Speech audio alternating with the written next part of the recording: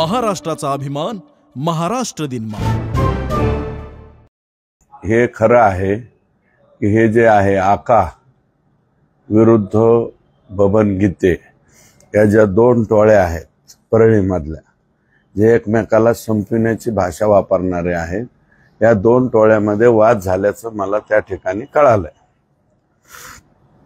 आता प्रशासन सांगताना इतरांची नावं सांगतायत, परंतु इतरांचे नावं नाही. हे जो वाद झालेला आहे तो हा मुख्य दोन टोळ्यामध्ये, कारण या दोन टोळ्याचं वैशिष्ट्य तुम्हाला माहिती आहे. एक जण चप्पल घालीत नव्हते आणि दुसरे जे आहेत टोळीचे मालक त्यांनी दाढी ठेवलेली आहे. यांना संपल्याशिवाय मला दाढी काढायची नाही आणि यांनी चप्पल घालायची नाही. या दोन टोळ्यामधला हा वाद झालेला आहे. ते काही मारामारी फार मोठी झालेली नाही, थापडथोपडीची झाली. नंतर काहीतरी कर्मचारी वगैरे गेले आणि पण धावाधावी मात्र सगळ्यांचीच एकमेकावरती झालती आणि थापडथोपड सुद्धा दोन्ही गटाची त्या ठिकाणी झालेली आहे. आणि त्याच्यामध्ये एक महादेव गीते कोण आरोपी आहे, बापू आंधळे. आता मी काय त्याचं समर्थन करणार नाही. बापू आंधळेचं बिचाऱ्याचं सुद्धा हत्या व्हायला नको होती. अतिशय तरुण सरपंच होता तो.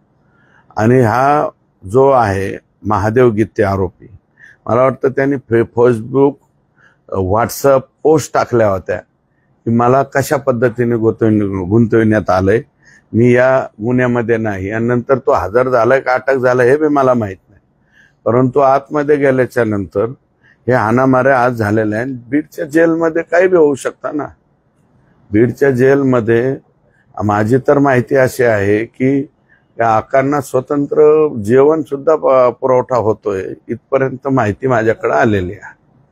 आणि एक स्पेशल कोणता तरी फोन आहे ज्याच्यावरून आकांचा डायरेक्ट कनेक्शन कोणत्या तरी परळीतल्या एका फोनशी होतं, इथपर्यंत माहिती माझ्याकडे आलेली आहे.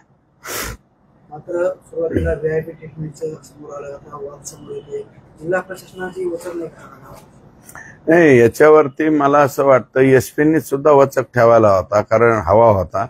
एसपी हे इथं स्वतः ह्यालाच असतात हेडक्वार्टरला. हेडक्वार्टरला असताना सुद्धा एसपींनी हे व्हीआयपी ट्रीटमेंट झाल्या, मग त्या व्हीआयपी ट्रीटमेंटला व्हिडिओ पाहायचे, पेपरला आल्याच्या नंतर ह्याला सस्पेंड करा त्याला सस्पेंड करा. याच्याऐवजी अगोदर एसपींनी काय त्याची व्हिजिट का नाही केली? जेलमध्ये हाणामाऱ्यापर्यंत गेलं. एखाद्या वेळेस आता बाहेर मर्डर करून थकले, ते आत जाऊन मर्डर करणार नाहीत हे कशावरून? आतमध्ये मर्डर का? आणि एकूण सगळं मिळून स्टाफ किती आहे जेलचा? 45 लोकांचा अधिकाऱ्यासह. काही जागा रिक्त आहेत, मग एसपींनी त्या का कळवल्या नाही? एसपींनी कळवायला पाहिजे होत. यामध्ये बॅरक क्रमांक 5 मध्ये तो महादेव गीते राहतो. बॅरक क्रमांक 6 मध्ये अक्षय आठवले राहतो आणि बॅरक क्रमांक 9 मध्ये वाल्मिक कराड आहे. पण अक्षय आठवलेचा आणि यांचा बॅरकच्या बाहेर कसा संबंध आला, काही विचारणा वगैरे? नाही, मी तेच हे बघा, आता बराकीत कोणत्या बराकीत कुणाला टाकायचा हा जेल प्रशासनाचा विषय. सार्वजनिक जीवनामध्ये काम करीत असताना शेतकऱ्यांच्या प्रश्नावर किंवा आणखी काय प्रश्नावर मी स्वतः बी जेलमध्ये गेलेलो आहे. बॅरक कोणती टाकायची, काय कोणती टाकायचं हे संपूर्णपणे जेल प्रशासनाच्या हातात. माझं म्हणणं असं आहे की जेल प्रशासनाने हे दोन गट जे आहेत एकमेकाच्या कायमस्वरूपी विरोधात आहेत. हे एक जण म्हणतो मला चुकीनं गुंतवण्यात आलंय, दुसरा अक्षय आठवलेच्या किंवा सनी आठवले का अक्षय आठवले का, अक्षय आठवले यांच्या बाबतीत सुद्धा यांनी काहीतरी केलंच असेल यापूर्वी. मग हे गट दोन्ही एकत्र किंवा समोरासमोर न येऊन देणं. टेलिफोन, तिथं टेलिफोनची सुविधा आहे काहीतरी जेलमध्ये. मी जेलरला विचारलो तर टेलिफोनचा फोन लावताना हा वाद त्या ठिकाणी उत्पन्न झाला. आणि नंतर जेलमध्ये मला वाटतं सकाळी कुठं आंघोळीला किंवा कशाला सोडलेले असतील, जेवणाला सोडले असतील, त्यावेळेस मग सगळेच लोक धावाधावी झाले. जर 15-15 आणि 20-20 आरोपींची तिथं मारामारी लागली असते आणि एखाद्याची हत्या झाली असती तर बीडच्या जेलरनी ते भरून दिलं असतं का? आणि मग तुमच्याकडे काही रिक्त जागा आहेत ते म्हणाले माझ्याकडं, रिक्त जागा भरण्याच्या बाबतीमध्ये त्यांनी अगोदर पाठपुरावा केला नाही का? आणि हे जे आरोपी आहेत काही व्हीआयपी ट्रीटमेंटच्या बाबतीमध्ये त्यांच्या बाबतीत तक्रार होते, टेलिफोन आतमध्ये पोहोच होतोय, स्वतंत्र जेवणाची थाळी त्यांना पुरविली जाते, अशा प्रकारच्या काही तक्रारी येत आहे. मग यातले काही आरोपी तुम्ही यापूर्वीच म्हणजे जेलरनी आणि एसपींनी मग अमरावतीच्या जेलला का पाठवले नाही, नागपूरच्या जेलला का पाठवले नाही, नाहीतर नाशिकच्या जेलला पाठवायचे, कुणाला संभाजीनगरला पाठवायचं? आणि बरेचसे आरोपी लातूर जेलच का मागतात? कोणत्या कोणत्या आरोपींचे नातेवाईक लातूर जेलला आणि बीड जेलला या ठिकाणी काम करतात हे जेलरला एसपी साहेबांना माहित नसतं. आता मग तुम्ही काय मागणी करताय? अमरावती असेल किंवा नागपूर जेल असेल? 100% माझं म्हणणं आहे की हे जे अशा पद्धतीने हाणामाऱ्या होण्यापेक्षा यातले ज्यांच्यावरती आता बबन गीतेच्या बाजूच्या किंवा यांच्या तो महादेव गीते किंवा अक्षय आठवले यांना व्हीआयपी ट्रीटमेंट दिल्याची चर्चा आतापर्यंत कधी झाली नाही. व्हीआयपी ट्रीटमेंट कोणाला दिली जाते तर आकाला दिली जाते. मग आका आणि त्यांचे जे समर्थक आहेत यांना सगळ्यांना अमरावती जेल किंवा नागपूर जेलला का पाठवलं जात नाही? पाठवावं. आणि तसं मला वाटतं ह्याचे असे इनपुट मिळत असताना जेलमधली डीएसबी काय करते? जिल्ह्याची डीएसबीचा तर नंतरचा विषय, परंतु जेलमधली डीएसबी काय करते? किंवा आम्ही पाहिलेलं आहे बाबा शोलेमध्ये, जेल में काय कोने कोने में हमारे जासूस है, तर जेलच्या कोने कोनेमध्ये हे काय करत होते? आणि काल या चित्रपटात वगैरे हाणामाऱ्या बघितल्या होत्या आम्ही. आता बीडच्या जेलमध्ये कालिया झाला का काय आम्हाला काय कळा. संतोष देशमुखांचा खून झाल्यानंतर एक आरोप गंभीर झाला. तुम्ही ज्यावेळेस भेटायला गेले, सुप्रिया सुळे तिथे गेल्या, एका महिलेच्या नावानं एक गट रचला जात होता आणि बलात्काराचा गुन्हा दाखल करण्यात येणार होता अशी माहिती आहे. तर त्या महिलेचा खून झाल्याची माहिती आहे कळंबमध्ये. तुम्हाला काय? मला ऑथेंटिक माहिती नाही, त्याच्यामुळे मी त्याच्यावरती आज बोलणार नाही. नेमकी तीच महिला का असं जर SITच्या तपासामध्ये पुढे आलं आणि त्या महिलेचा जर खून झाला तर ती गंभीर बाब आहे. मग आता हे पुढचे पुरावे संपवायला सुरुवात झाली का? आता याच्यामध्ये आम्हाला संतोष देशमुखच्या खुनाच्या बाबतीमध्ये फार दिव्य आहे, मी ते कबूल करतो की ही केस आम्हाला शेवटपर्यंत लढवायची आहे, शेवटपर्यंत तडीस न्यायची आहे. आणि ह्या सगळ्या लोकांना आनंद आम्हाला त्या दिवशी वाटणार आहे की हे सगळे आरोपी फाशीला गेले पाहिजे. फाशीला जाईपर्यंत आम्ही काही स्वस्त बसणार नाही. परंतु तीच महिला का हे पेपरला वाचलंय मी, परंतु मी माहिती विचारतोय, कळंबच्या पोलिसांना माहिती विचारतोय आणि SITने अजून त्याच्या बाबतीमध्ये दुजोरा दिलेला नाही. त्याच्यामुळे मी त्याच्यावरती आज ऑथेंटिक बोलणार. आपण जर बघितलं तर सांगलीचं जेल असेल, सांगलीच्या जेलमध्ये गांजा सापडला. यापूर्वी अनेक जेलमध्ये मोबाईल फोन सर्रासपणे वापरल्याचं आपण पाहिलं. आता बीडच्या जेलमध्ये तर हाणामारी झाली. गृह विभाग या सगळ्या जेल प्रशासनावर अंकुश ठेवण्यात कमी पडतंय किंवा काय नेमकं? नाही, काय ठराविक जेलमध्येच हे होतं. मी का म्हणतोय अमरावती जेल आणि नागपूर जेल, त्याचंही काही कारण असेल ना. हे मराठवाड्यातले, मी हर्सुल बद्दल काही बोलत नाही, पण लातूर आणि बीड जेल या जेल प्रशासनाबद्दलच का बोलतोय? या जेल प्रशासनामध्ये काही लोक एवढे निराळलेले आहेत की त्यांना कशाचीच काय भीती वाटत नाही. आणि हे आजचं जे प्रकरण झालेलं आहे कदाचित मग जेलमधल्या प्रशासनाने एकामेकाला दुजाभाव दिला म्हणून झालंय का? कामक्यांनाच अगोदर नंबर लावू द्या, फोन नंबर लावू द्या. कारण जेल प्रशासनामधून त्याच्या कुटुंबियाला किंवा इतरांना फोन लावण्याची, कुटुंबियांना, इतरांना नाही, कुटुंबियांना मला वाटतं फोन लावण्याची सुविधा आहे, वकील आणि कुटुंबीय. मग त्या याच्यामध्ये सुद्धा आमचा नंबर अगोदर लावू द्या, नंतर तुमचा नंबर लावू द्या, अशा प्रकारची मला वाटतं तिथं तिरगी मिरगी असावी आणि त्याच्यावरनं हा वाद झालेला आहे.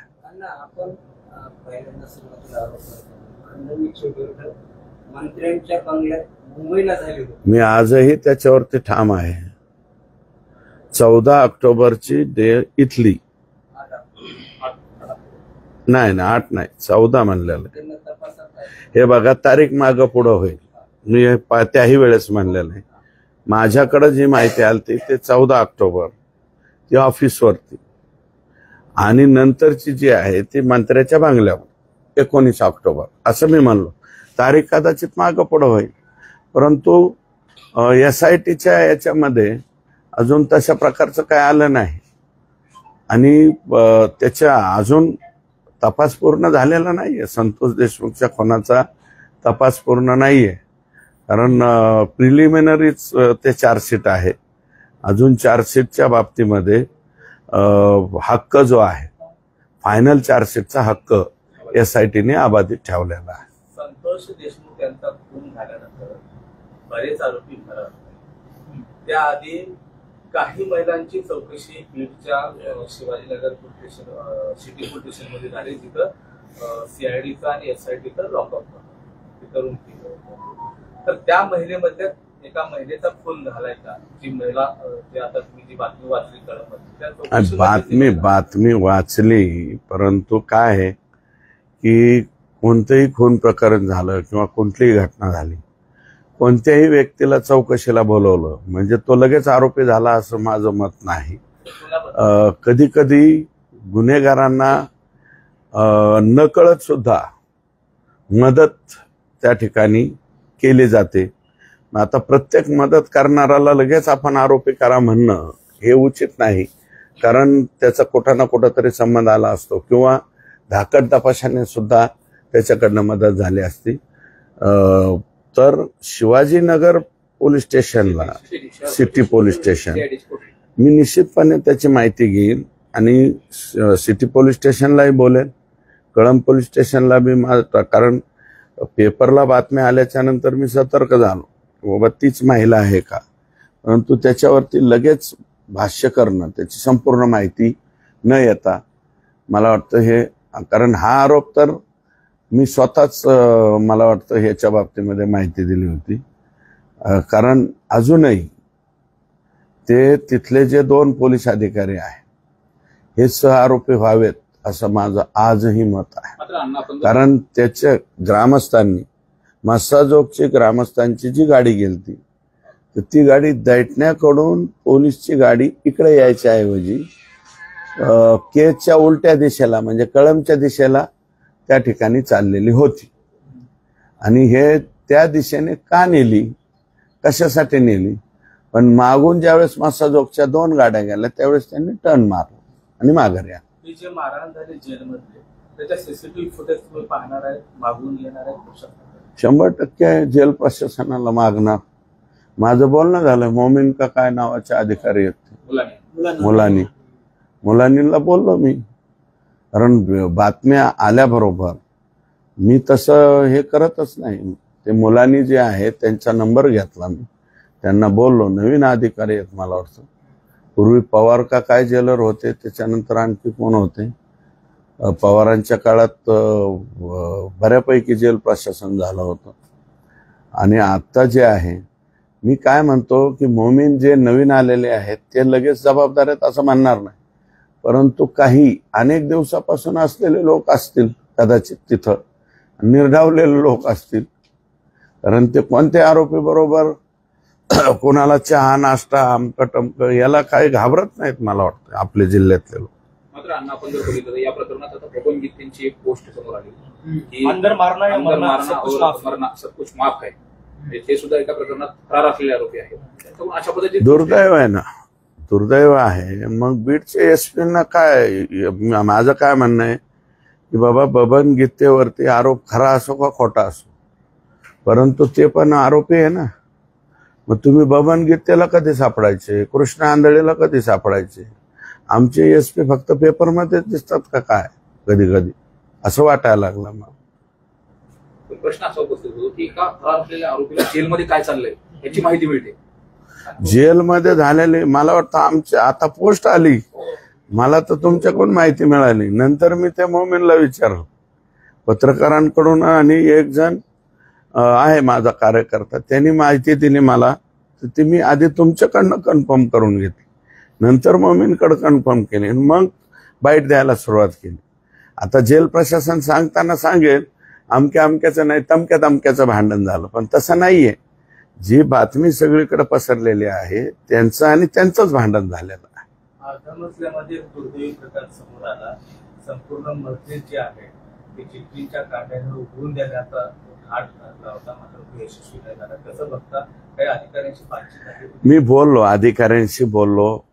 तिथले DYSP सिख मध्ये गेलेले आहेत, तर त्यांचा चार्ज आमच्या इकडच्या DYSP, त्यांच्याशी मी बोललो. तो जो गव्हाणे नावाचा पोरगा आहे तो ते कुटुंबाशी त्याचं काही देणं घेणं नाही, आणि तो जास्त प्रमाणामध्ये याच्या आहारी गेलेला आहे. आणि तो दुसरा सागडे का काहीतरी त्याच्याबरोबर, आडगे का सागडे माझी जी माहिती ते सागडे आहे. तर हे एकदम फुल ड्रिंकर ॲटम आहे. आणि काहीतरी संदल बिंदल तिथं कार्यक्रम होता संदलचा, त्या संदल कार्यक्रमामध्ये किरकोळ भांडण झाले. आणि हा पूर्वी जो ड्रिंकर म्हणतोय हा पूर्वी जिलेटिनचा त्या ट्रॅक्टरवरती काम करणारा होता फार पूर्वीच्या कालावधी. त्याच्याकडे कदाचित शिल्लक असतील, ते आणले. हे वैयक्तिक त्यांच्या भांडणातून झालेलं हे कृत्य, परंतु त्याला मला असं वाटतं की सगळ्यांनीच ते सोडून दिलं पाहिजे. तर त्याच्या पाठीमागे कोणी आहे का? तर काही नाही. मी माहिती पण घेतली, पोलिसला विचारलं तर त्यांनी मला सांगितलं की ते 100% ड्रिंकर ॲटम आहे आणि त्यांनी ते कृत्य करण्याचा प्रयत्न केलेला आहे. त्याला लगेच सोशल मीडियावरती ते काय म्हणतात जिलेटिनचा वापर त्यांनी केलेला आहे. आणि मला वाटतं की कोणताही जिलेटिनचा व्यावसायिक जो असेल, कारण जिलेटिनचा व्यवसाय हा मुळातच अतिशय काचेच्या बांगडीसारखा आहे.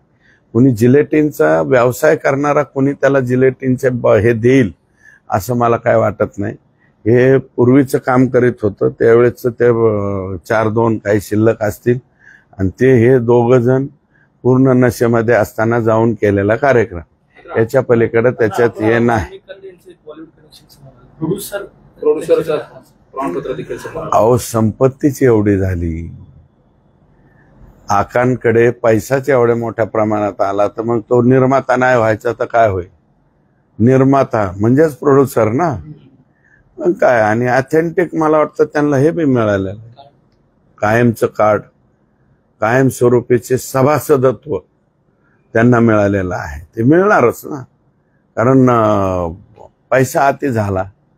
सगळं मालक जिल्ह्याचे बाप होते ना, त्याच्यामुळं काही प्रश्नच नाही. आपण जे महादेव मुंडे प्रकरणात आहोत, आतापर्यंत 8 पोलीस अधिकारी, तपास अधिकारी, हे एसपींनी ठरवायला पाहिजे ना. मग तुम्ही सगळे लोक रोजच्या रोज म्हणतायत, परंतु मग सोशल मीडिया आणि ह्याचं आणि प्रत्यक्षात मग एसपी कसं काय बदलतायत माणसं? आणि ज्यांच्याकडे तपास दिला त्यांना एकाला सांगा ना. आणि माझ्याकडे आजही माहिती आहे काही आरोपी गोट्या गीते वगैरे काही नावाचे असे काही अधिकारी आहेत, ते आरोपी आहेत की ते आता परळीत सर्रास फिरतात. 2 तारखेला जामीन ठेवतायत आणि परळीच्या पोलिसांना सापडत नाहीत. मी सोडा, अंजली दमानिया, त्याच्यानंतर त्या दुसऱ्या तृप्तीताई देसाई, आणखी कोणी काही परळीतल्या पोलीस अधिकाऱ्यांची नावं सांगितलेत का नाही? एसपींचं काम नाही का त्यांना हे खरं आहे का खोटं आहे का बघायला? त्यांना परळीतून ह्याला हेडक्वार्टरला जॉईन करायला मग करतायत काय? आणि 8 पोलीस अधिकाऱ्यांचा पहिला एक कोण DYSP नेमला होता? चोरमले कोणी आणलेला आहे? चोरमले प्रत्यक्षात बघितलंय का तुम्ही? मला त्याचं वर्णन नाही करायचं. आणि तिथले जे ह्याचे संतोष देशमुखच्या खून प्रकरणानंतर मीनाका काय नावाचे आरोपी म्हणजे DYSP आहेत, त्यांनी कुणाकडून तरी बरीच काही मोठी रक्कम घेतल्याची सुद्धा चर्चा आहे. हो, कोणतरी मीना आहेत. हा, ते मीना जे आहेत त्यांनी हे म्हणजे सुरुवातीला एवढं प्रकरण नाही, 9 तारखेला घडल्याच्या नंतर खरं हे उचललं गेलं 16 पासून पुढं. 12ला मी गेलो तिथं. माझ्या अगोदर प्रकाशदादा सोळंके आणि संदीप भैया क्षीरसागर गेलते, तिथले खासदार गेलते, मनोजदादा पाटील गेलते. मनोजदादा तिथं नसते तर मग गुन्हा दाखल करायला, ते असून मी गुन्हा दाखल करायला वेळ झालता ना. हे कमलेश मीना जे आहेत यांच्याबद्दल माझ्याकडे माहिती फार विचित्र आहे की तिकडनं लगेच काहीतरी मोठी रक्कम पदरात पाडून घेतली. तिडके ऍडिशनल एसपी आहेत, मग तुम्ही तिडके ऍडिशनल एसपी त्यांच्याकडे तर तपास द्यायचा. ऍडिशनल एसपी आहे का नाही अंबाजोगाईला, त्यांच्यावरती भरोसा टाकायचा. आणि आता कुठं गेवरायचं डीवायएसपी तपासाला द्यायचा. ज्या डीवायएसपी कडे 9 पोलीस स्टेशन, माजलगाव तालुका आणि गेवराई तालुका एवढा मोठा एरिया आहे, आणि तिकडचे सगळे सोडून द्यायचे अधिकारी. आणि जे अधिकारी शेवटपर्यंत पोहोचले की ते तोपर्यंत बदलला जात. माझी माहिती अशी आहे की 18 तारखेला हे जे गुंड आहेत या गुंडांनी 2 मारामाऱ्या केल्या. एक सहदेव तिथले पुजारी आहेत, कुठले वैद्यनाथ मंदिराचे पुजारी आहेत, आणि ते नाथरा गावचे रहिवासी, मनोज पुजारी का काहीतरी त्यांचं नाव आहे. आणि त्यांना मारहाण करण्यात आली. त्यांच्या हे केलं, हात तोडले, पाय तोडले. त्याला गुन्हा दाखल करायला 156(3) म्हणजे आता 175(3) का काय झालेला आहे, त्या गुन्ह्याअंतर्गत तो गुन्हा दाखल झाला. 19 तारखेला एक मारामारी केली. शहादेव, त्याचं नाव शहादेव आहे बरं का, तोही वंजारी समाजाचा पोरगा आहे.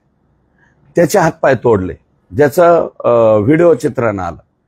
आणि तो 156(3) मध्ये कोर्टात गेला. त्याच्यानंतर गुन्हा दाखल झाला 19 तारखेला. आणि 20 तारखेला महादेव मुंडेचा मर्डर झाला. मग जे लोक अगोदरचे 2 दिवस एक सलग मारामाऱ्या करतात, हे तिसऱ्या दिवशी महादेव मुंडेचे मर्डरर नाहीत, हे कशावर? अहो, हे माझ्यासारख्या माणसाला कळतं, मग एसपींना आणि त्यांच्या खालच्या अधिकाऱ्यांना का कळत नाही? आणि जे लोक आकारणी बसवलेले आहेत, एवढे गंभीर त्यांच्यावरती आरोप झालेले आहेत, एसपींचं काम नाही एक चौकशी समिती नेमायची त्यांच्यावर जाऊन चौकशी करायची का? अरे बाबा, सुरेश धस काय म्हणतो, सुरेश धस किरकोळ माणूस, अंजली दमानी आहेत, तृप्ती देसाई आहेत, आणखी ज्यांनी कोणी आरोप केलेले आहेत परळीच्या पोलिसांवर, ते भास्कर केंद्रे, अजून ते ज्यांचे नावं, ते याचा मर्डर झाला त्या पट्टेदारचा का काय, पाटीदार पट्टेदार, पोलीस स्टेशनच्या समोर माणूस मेला आणि दाखवला दवाखान्यात गेलो मेला.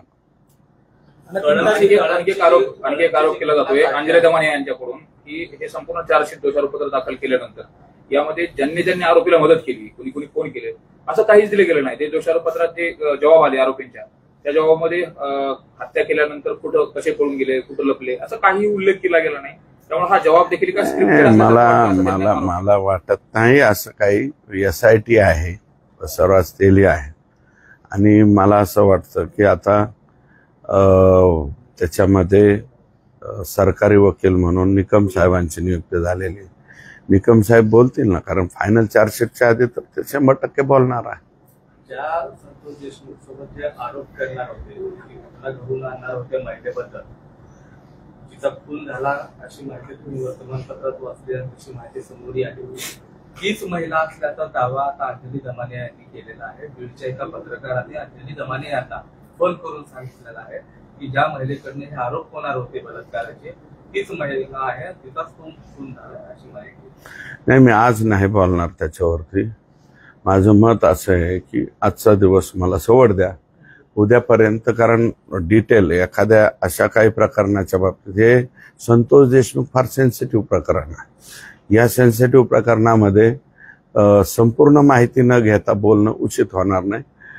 काय अंजलीताईंना माहिती पुरवणारे आपल्या बीड जिल्ह्यातलेच लोक, कुठले का असतील, असू द्या ना, पत्रकार असेल तो जबाबदारच असेल ना, काय बेजबाबदारपणे त्याने माहिती पुरवली, पण त्याच्या बाबतीत मी जे दोन्हीकडे इकडं तिकडं फोन करतो, आता तुम्ही शिवाजी नगर पोलीस स्टेशन किंवा सिटी पोलीस स्टेशन ऑफिस होतं. CID ऑफिस यांच्याशी बोलावं लागेल, कारण हे CID मधले SIT मधले आधी वरिष्ठ अधिकारी काय बोलत नाहीत. आम्हाला काही माहिती जी आहे तिथल्या इतर अधिकाऱ्यांकडून घ्यावी लागते, तर ती माहिती घेऊन उद्याच्याला बोलतो. आपण जर बघितलं गेल्या 20 दिवसात जिल्ह्यात मारामारीच्या घटना घडल्या. गृहमंत्र्यांशी मुख्यमंत्र्यांशी तुम्ही संपर्क साधणार आहात? मी आताच पळसकर साहेब म्हणून CM साहेबांचे PS आहे, त्यांच्याशी बोललेलो आहे. मी लवकरात लवकर आता वेळ मिळाला की साहेबांशी बोलणार आहे, कारण हे कालिया चित्रपट आमच्या इथं येणं हे काही भूषणाची बाब नाही. बीड जिल्ह्यामध्ये सगळेच भूषण आम्हाला लागायला लागलेले आहेत. त्यातलं आणखी एक कालिया मर्दन हे सुद्धा आमच्या इथं नवीन आमच्यावरती तुरा आमच्या ह्याच्यामध्ये बसू नये. आणि मी पालकमंत्र्यांना सुद्धा त्यांच्याही सबऑर्डिनेटला फोन केलाय लवकरात लवकर फोन करून, आणि मी उद्याची तारीख वेळ मागितली, कारण 2 तारखेला DPDC आहे किंवा 2ला बी मला मिळाले तरी जाईल मी, कारण DPC पेक्षा मला वाटतं हे प्रकरण गंभीर आहे. 3 तारखेला ज्ञानेश्वरी मुंडे मुख्यमंत्र्यांना भेटणार आहेत. त्याबद्दल काही तुमच्याशी चर्चा झाली? चांगली गोष्ट आहे. ज्ञानेश्वरीताई CM साहेबांना भेटतील तर मी सुद्धा त्यांच्या बरोबर जाईल भेटायला. आणि माझं मत असं आहे की 18 तारखेला 19 तारखेला सलग मारामाऱ्या करणारे लोक 20 तारखेला महादेव मुंडेंचा मर्डर करू शकतात, असं माझा अंदाज आहे. आणि ते मी एवढ्या दिवसाचा जो माझा अनुभव आहे त्या अनुभवाचा, कारण शहादेव नाव आहे त्या मुलाचं. मी माझ्याकडे व्हॉट्सअपला नाव आहे शहादेव. आडनाव काय रे? माझा पर्सनल फोन कुठे? पर्सनल काय, आपला ओपन एअर थिएटर आहे. आण रे बाबा, शहादेव काय नाव आहे त्याचं, व्हॉट्सअप नंबर आहे त्याचा, शहादेव सातभाई आडनाव आहे. आणि तो बिचारा वंजारी समाजाचाच मुलगा आहे. याचं बी टंगडं तोडलंय, याला 307 केलंय. अजून याचा गोट्या गीते तो कराड, एक अजून त्यातला एक कोणता तरी कराड आरोपी आहे, तो आता सुद्धा परळी शहरात फिरतोय. SP साहेबाला ते बी फोन करतोय, मी फोन करतोय, SP साहेब आरोपी तिथं हिंडत येत असं होते, मैं करता हूं एवढंच म्हणतो. आणि बाकीचे आरोपी मध्येच हिंडत होते. बाकीचे आरोपी अटक केले, पण तो जो मेन आरोपी यातले 2 ते गोट्या आणि राजू असे काहीतरी नाव आहेत यांचे, हे मेन आरोपी आहे ह्या दोन्ही प्रकरणातले. सातभाई आणि तो पुजारी, मला वाटतं पुजारी आडनाव आहे, ते कदाचित ब्राह्मण समाजाचे लोक आहेत. ते वैद्यनाथ मंदिराचं काय असतं ना, पूजा अर्चा करायचं, त्यांच्याकडे आहे. आणि त्यांना मारलंय. आणि हा गुरव समाजाचा असेल, मला जात माहिती नाही, परंतु गुरव समाजाचा. आणि त्याला सर्टिफिकेट काय दिलं? अंबाजोगाईचे दवाखाने खर्चटलेलं आहे. म्हणजे अंबाजोगाईचं जे डीन आणि तिथले काही डॉक्टर लोक काय सर्टिफिकेट देतात याचा उत्तम नमुना त्या गुरवच्या प्रकरणामध्ये तुम्हाला पाहायला मिळेल. आणि शेवटी त्यांनी ह्याच्याकडे गेले, जे इकडून तिकडून सर्टिफिकेट आणलं आणि कोर्टातून केस दाखल केली. पोलिसने केस नाही दाखल केली, परळी पोलीस. आणि ते परळी पोलीसवाले तसेच्या तसे SP साहेबांनी तिथंच ठेवले. सध्या एक चर्चा होती महाराष्ट्रात, अहो सहज दाढी ठेवले हो, कशावर ना कशाचं काय, दाढी आपली सहज ठेवली, काय खूनगाठ नाही मनात, काही नाही काय राखायची म्हणून राखली. दाढी माणसाला दाढी राखलीच पाहिजे ना. आपलं काय, आता पांढरी आहे, आठवड्याभराने काळी करतो, पुन्हा 15 दिवसांनी पांढरी राहील, काय त्याच्यात. मात्र अण्णा, जे VIP ट्रीटमेंट पासून जर जेलचा सगळा इतिहास बघितला, बीडच्या जेलचा, तर खूप साऱ्या तक्रारी झाल्या. दादा खिंडकर यांनी मला जीवाला धोका आहे असं देखील म्हटलं. त्याच्यानंतर तो निघून गेल्यानंतर अशी घटना घडते. या संपूर्ण प्रकार म्हणजे दादा खिंडकरच्या आरोपामध्ये तथ्य नव्हतं का? मग त्याला तथ्य केलं, जेल प्रशासनाने तत्परता दाखवली, दादा खिंडकरलाच इथून बाहेर काढायची. मग पुढं उद्याच्याला काय होणार नाही याची तत्परता का जेल प्रशासनाने दाखवली नाही? जेल प्रशासन म्हणजे एकाच गटाला फोन लावून देत आणि दुसऱ्या गटाला फोन लावून नाही देत, असं जर काही वागत असेल त्याच्यावरच हे मारामाऱ्या झाल्यानं दिसतात. कशावर मारामाऱ्या? आणि बबन गीतेला तर तुम्ही का अटक करत नाही? मी काय बबन गीतेचं समर्थन करणार नाही. मला माहिती आहे बरं का, घटना जी आहे ती 8:30ला घडलेली आहे, बापू आंधळेंचं प्रकरण. परंतु FIR दाखल करताना 7चा टाइम टाकला गेला. आणि त्यावेळेस बबन गीते हा जो आरोपी आहे तो तिथे नव्हता असं अनेक लोक सांगतात. ते पोलीस तपासात पुढे येईल. मग बबन गीतेला अटक करण्याची सुद्धा जबाबदारी पोलीसची आहे ना. ते तिडके मॅडम आणि ते कोणता फौजदार DYSP चोरमले हे लोक काय करतायत तिथे? बबन गीतेला अटक करा, कृष्णा आंधळेला अटक करा. कासले नावाचा जो निलंबित पोलीस कर्मचारी आहे त्यांनी परळीमध्ये मिनी मंत्रालय चालत होतं, तिथून बऱ्याच काही गोष्टी चालत होत्या असा देखील आरोप केलेला आहे. नेमकं त्याचे व्हिडिओ देखील सोशल मीडियावर व्हायरल करतोय. कासले रणजित कासले नावाचा बीड पोलीस दलातील आरोप तो टाकलाय तो बाबा नको आपण जर बघितलं चलो ते लय खात्रा आहे बाबा, कशाला नवीन वाद वाढून घ्या. संतोष देशमुख प्रकरण असेल, त्यानंतर सतीश भोसले नाही परळीतून मिनी मंत्रालय कुठं सगळं परळीतूनच चालत होतं ना. आणि कोण चालवत होतं? आता जिल्ह्याचे बाप मानल्यावर कुठून चालणार? बापच कारभार करीत असतो ना. मग बाप हे कारभार करीत होते सगळे, राख वाळू हे याची बदली इकडं करा, त्याची बदली तिकडं करा. एका दिवसात तर ह्या पोलीस स्टेशनचं त्या पोलीस स्टेशन. आकाचं नाही ऐकलं की गेलाच. नवीन आलेले जिल्हा पोलीस अधीक्षक नवनीत कावत हे बीड जिल्ह्यासाठी जे काही बीडमध्ये वाढती गुन्हेगारी पाहता चांगले आहेत की नाही? मी आता जे बोललेलो आहे त्याच्यावरून तुमचं तुम्ही ओळखून घ्या माझं मत काय झालंय ते. आपण जर बघितलं तर संतोष देशमुख हत्या प्रकरण असेल त्या प्रकरणात आणि ज्या पद्धतीने यंत्रणा हलायला पाहिजे तशी यंत्रणा हलताना दिसत नाही. अजूनही SP ग्राउंडवरती गेलेले दिसत नाहीत. फक्त ते SP कार्यालयातूनच यंत्रणा हलवत आहे आणि सोशल मीडिया आणि फेसबुक आणि याच्यावरती दिसत आहेत, खाली दिसणार असं माझं मत आहे. मी स्पष्ट आरोप करतो. आणि कसं काय भास्कर केंद्र ते तिथं राहतं? SPचं काम काय? स्वतःची यंत्रणा, जी यंत्रणा पूर्ण खिळखिळी झालेली आहे, जी यंत्रणा एकतर्फी वागत होती, तिथली यंत्रणा उचलायची ना.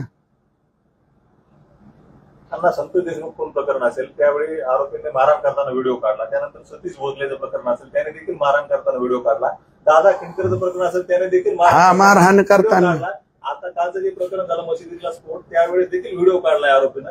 हे व्हिडिओ काढण्याची प्रवृत्ती बीडमध्येच वाढते आणि असे दुर्दैवी घटना घडतायत. काय नेमकं बीडला काय झालं? बीडला काय झालं ते आम्हालाच कळणार. आता जे करतोय ते बी उद्योग स्वतःच म्हणजे व्हिडिओ शूट करायचा. मैं ऐसा कर रहा हूं हे मैं हो ना असं म्हणतात तसं मैं ऐसा कर रहा हूं हे बीड म्हणजे त्या मशीन मध्ये केलंय त्याचा बी फोटो काढलाय.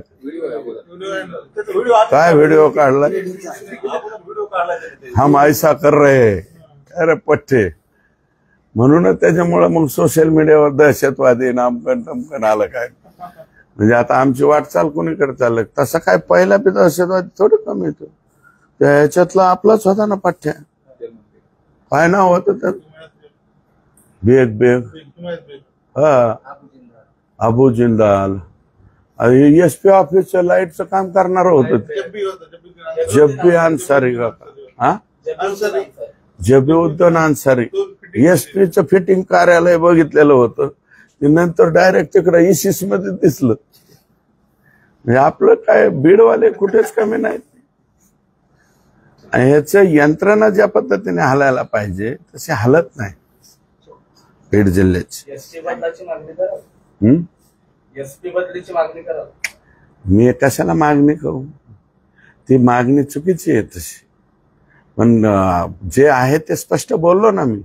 बाकीचं कोणी बोलेल का नाही मला माहिती नाही. पण जे जे चित्र दिसतंय ना ते फक्त सोशल मीडियावर आणि पेपरलाच दिसतंय. प्रत्यक्षामध्ये जशा पद्धतीने यंत्रणा हलायला पाहिजे तशी यंत्रणा हलत. महादेव मुंडेचे आरोपी का सापडत आणि ते तिथलं गोट्या कुठं राजू फड हे असे आरोपी कस काय परळीमध्ये फिरू शकतात. म्हणजे 2 हाफ मर्डर 307 आता 107 झालं.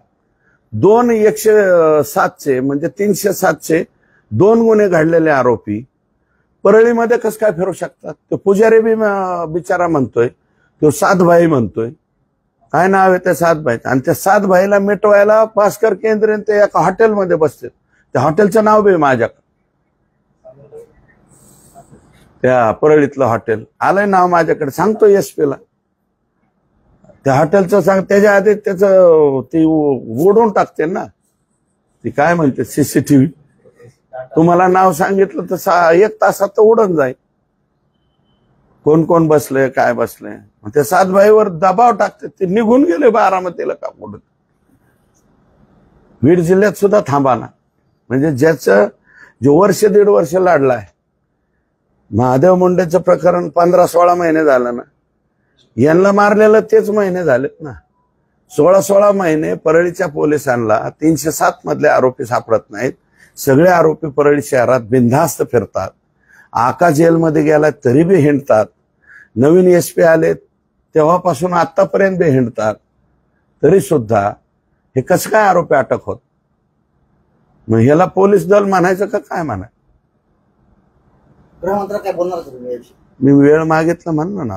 उद्याची वेळ मागितली, परवाची मिळाली तर परवाची मागितली. 3 तारखेपर्यंत मिळाली. 3 तारखे. थँक्यू.